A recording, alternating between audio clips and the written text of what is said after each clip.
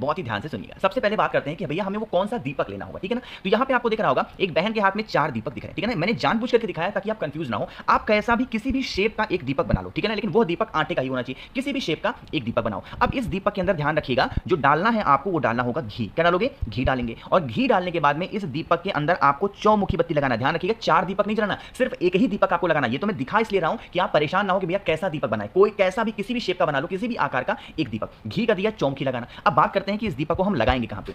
इस दीपक को लगाने का जो विधि है वो महादेव के शिवलिंग के पास में है। बात समझेंगे, चाहे आप इस उपाय को अपने घर पे करें या फिर आप चाहे इस उपाय को महादेव के मंदिर में करें, लेकिन करना ही है आज शाम के टाइम पे प्रदोष काल में। ठीक, क्या करना है? महादेव के शिवलिंग के पास जाना, वहां पर जाकर के सबसे पहले एक बेलपत्र लेना। सभी के घरों में होगा बेलपत्र। इस बेलपत्र को पहले महादेव के शिवलिंग के ऊपर जो आपकी प्रॉब्लम हो, जो आपकी समस्याएं हो, उन समस्याओं का ध्यान करते हुए महादेव के शिवलिंग के ऊपर समर्पित कर देना। ठीक है ना। क्या किया? बेलपत्र को चढ़ा दिया। अब उस बेलपत्र को महादेव के शिवलिंग के पास में ही यहां नीचे रखोगे। ठीक, जैसे यहां पे मैंने रख दिया, आपको भी रखना होगा। अब आपको इसी बेलपत्र के ऊपर जो आटे का आपने चौमुखी दिया बनाया है उसको कुछ इस प्रकार से रख देना होगा। ठीक है ना। इसमें आपने कौन सी बत्ती लगाई है? आपने इस दीपक के अंदर लगाया है चौमुखी दिया। ठीक, चौमुखी दीपक को लगाने के बाद में आप इसकी बत्तियों को जलाएंगे। 4 की चारों बत्तियों को आपको जलाना होगा और जलाने के बाद में आपके पास में होना चाहिए 2 लौंग। क्या होगा? सिर्फ और सिर्फ 2 लौंग होगा। और जो इंसान परेशान होगा उसका नाम और गोत्र बोल के जो आपकी प्रॉब्लम होगी शिव शंभू का ध्यान करते हुए जलते हुए दीपक के अंदर 2 लौंग अगर आपने डाल दिया तो इस दीपक को हम सावन दीपक के नाम से जानते हैं। और पूरे सावन के महीने में आपको दीपक नहीं जलाना, सिर्फ सावन के महीने में जो प्रत्येक सोमवार का दिन आएगा, अगर यह दीपक शाम के टाइम पे प्रदोष काल में लगा दिया, सावन का महीना खत्म होते होते आपके घर में बहुत सारी खुशियां आएंगी और आपको पता भी नहीं चलेगा कि खुशियां आ कहां से रही हैं, क्योंकि महादेव की कृपा आपके घर पे हमेशा बनी रहेगी। ठीक है ना।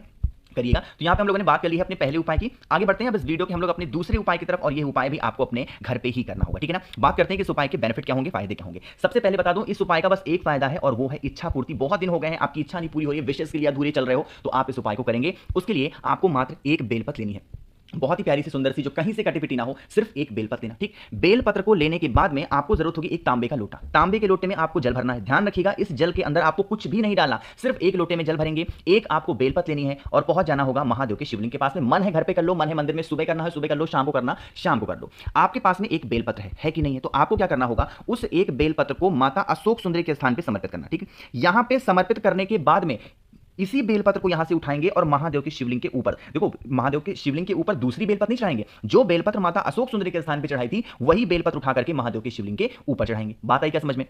उतना करने के बाद में जो आपके पास में तांबे के लोटे में जल है, उस जल को आपको समर्पित करना है माता अशोक सुंदरी के स्थान पे। अब पूरा जल नहीं चढ़ाएंगे, जल की धार टूटनी नहीं चाहिए, टूटे नहीं। आपको जल चढ़ाते चढ़ाते ऐसे समर्पित कर देंगे महादेव के शिवलिंग के ऊपर कि जब कुछ लोग क्या करते हैं पता है, जैसे यहां पे जल चढ़ाया तो यहां से लोटे को हटा दिया, उसके बाद महादेव के शिवलिंग के ऊपर जल चढ़ाया, ये तरीका गलत होता है। जब आप जल को चढ़ाएंगे, जल यहां से जैसे ही चढ़ाना स्टार्ट करो, जल की धार टूटनी नहीं चाहिए और शिवलिंग के ऊपर चढ़ाना, यह सही क्रम होता है, सही विधि होता है अशोक सुंदरी के स्थान से सीधा महादेव के शिवलिंग के ऊपर जल को चढ़ाने का। बात आई क्या समझ में? 2 उपाय की हमने बात कर ली है। आगे बढ़ते हैं, सबसे फेमस सबसे इंपॉर्टेंट, काफी ज्यादा लोग अभी भी इस चीज को पूछ रहे हैं, मुझे लगा आप सबको जरूर याद रहना चाहिए, और यह काम होगा 108 चीजों को चढ़ाने का। कल भी बताया था, आज फिर याद दिला रहा हूं। कोई उपाय जीवन का करना ना करना, लेकिन इस काम को नियमित रूप से इस 30 दिन अगर आपने करके देख लिया, बरसों पुराने जो कष्ट होंगे वो खत्म हो जाएंगे। ठीक है ना।